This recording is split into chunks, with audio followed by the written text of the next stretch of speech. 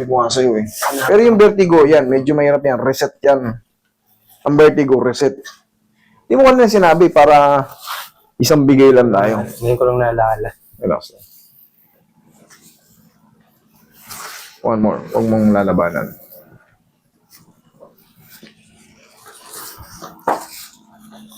May traction to.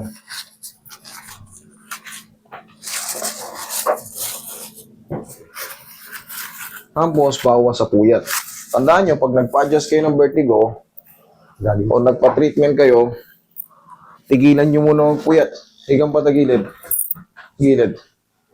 Oo. Lagi ka bang puyat? O ano bang pakiramdam ng laging puyat? Yun. So, ang gagawin natin, bawas muna sa puyat. Bumawi tayo sa tulog.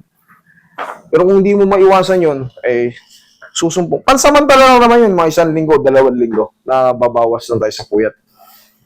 Kayo na mismo nagsabi, anong pakiramdam ng palaging puyat? Parang lutang. So, yung vertigo kasi, yung palaging lutang at palaging parang ang nalulula, pag nagsabay yan, eh, wala, kayo ang kawawa. Para kayong mabubuwal. Okay? Dapa. Hindi mo. Mag-uulit tayo.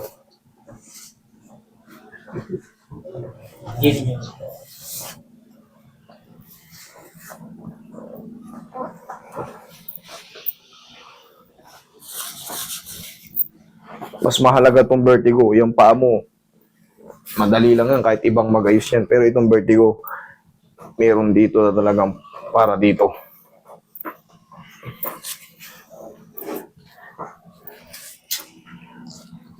Merong adjustment talaga.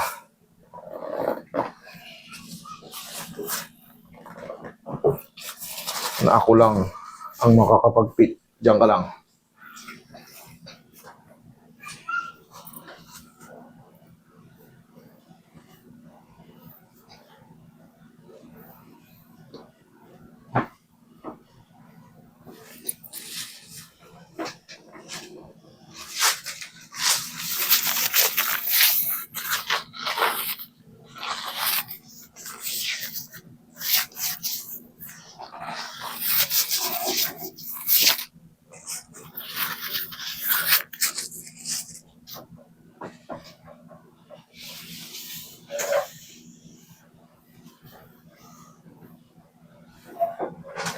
Okay, ihaya ka.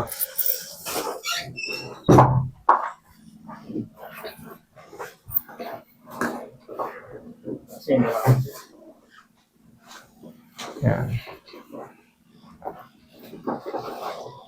Relax lang. Inhale. Exhale. Diyan ka lang muna, huwag ka tatayo ha. Yan, hayaan mo na muna sumingaw.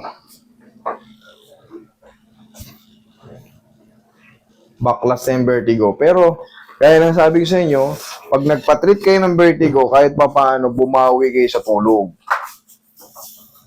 Ikaw na mismo nagsabi, ang palaging puyat, ngayon, mag-re-trigger yan. Susumbong yan. Okay? Hanggat maaari. 12, ano bang work ni sir ngayon? 6 to 6. Anong work mo? Janitor. Janitor. 6 to 6. Okay. Nakatulog na eh. Tumago ka rin sa ano? Sa CR. Upo. Pero at least, malaki naman ang sahod ng janitor, lalo pag sa mga company. Okay na yun kaysa kaysa walang trabaho. Hindi, tsaka, ako nga, pangarap ko rin yan. Dating ako, pangarap ko lang makapasok ko sa gasoline station. Hindi ako matanggap-tanggap. Yun lang dati pangarap ko Sa totoo lang. Makapasa man lang sa gasoline station. Yung mga binatilyo ko. Hindi ako makapasa-pasa. Hindi ako natanggap-tanggap. Yan mga pangarap kong dating trabaho.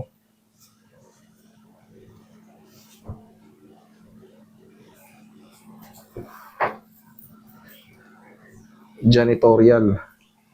Tsaka gasoline boy, pump attendant. Hindi ako makapasok. Iba pala ang para sa akin. Talagang napakabuti ni Lord eh. Iba ang para sa atin. Iikot lang tayo, hanapin lang natin yung kung saan tayo magsusutit, suitable eh.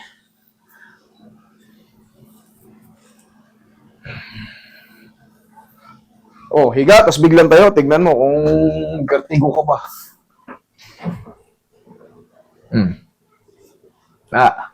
Okay? Kaya natin yan. Pero siyempre, kaya nga nasabi ko, hanggat makakabawi ka ng tulog, bawi. Ha? Sige, huwag mo muna ilaro yan ha. Okay. Pag nalaman ko nilaro